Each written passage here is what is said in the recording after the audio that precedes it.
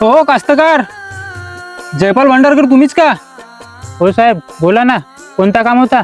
तुमच्यासाठी खुशखबर आहे. तुमच्या वावरातून हायवे जाणार आहे. तुम्ही आता करोडपती होणार आहात. करोडपती? का साहेब असता, तुम्ही तर आता करोडपती होणार आहात. तुम्हाला शेती करण्याची गरज पडणार नाही.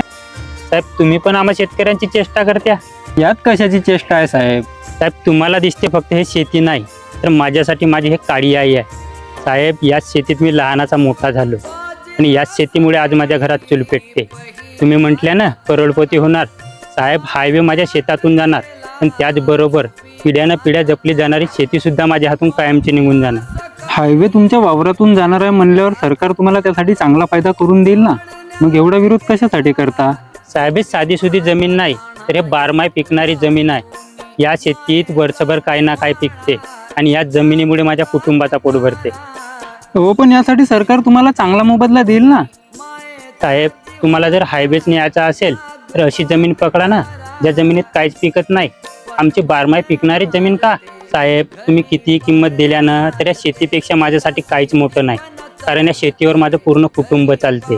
तुम्ही मोबदला फक्त शेतीचा देणार, पण आमच्या भविष्याचा जाऊ द्या. साहेब, तुम्ही तुमचा काम करत्या. चला त्या घेऊ.